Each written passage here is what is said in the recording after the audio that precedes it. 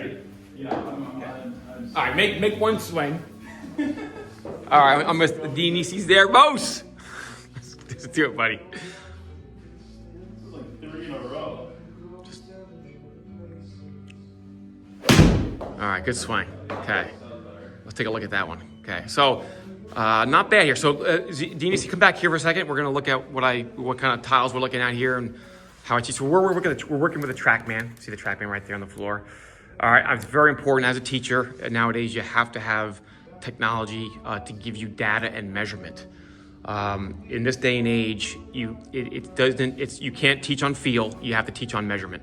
Now, what I like to do with my students when I first work my TrackMan is I have 5 tiles up there. You can see it's club speed, low point, swing plane, swing direction, and attack angle. Centerness of contact should be up there as well, which I like to show my students. The reason why I have these tiles up is because these tiles are basically resultant of the rest of the tiles. These 5 tiles, every student controls. The rest of these tiles that you see up here, so if I pull my numbers, all these other points. I think I should have right to numbers.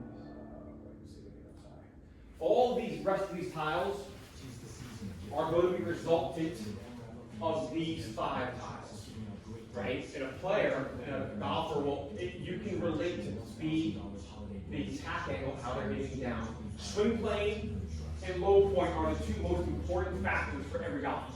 I usually just have swing plane and low point. If you want to make a better player, understanding low point and how they're delivering the golf club at the bottom is the most important. You can make any golfer better by then just understanding low point. Swing plane is how their club's moving in on plane and what the tour average. For example, Dean Easey's hitting a 7-iron. Tour average is 55 to 60 degrees of swing plane. So his swing plane obviously is getting a little steep, which affects low point. It affects your path and it affects your attack angle. So we're going to hone in on these 2 areas for him and understand the swing plane and low point. But again, this gives him a measurement and a data. We want to get that under 60 or at least close to 60 degrees swing plane, and his low point, which is way too far ahead of the ball. With a tour average on a 7-iron, it should be closer between 55 and 60, and his low point should be 3.5 inches to 4.5 inches ahead. That's pretty short. Okay, so we want to make sure that we're getting within that parameter. Okay, so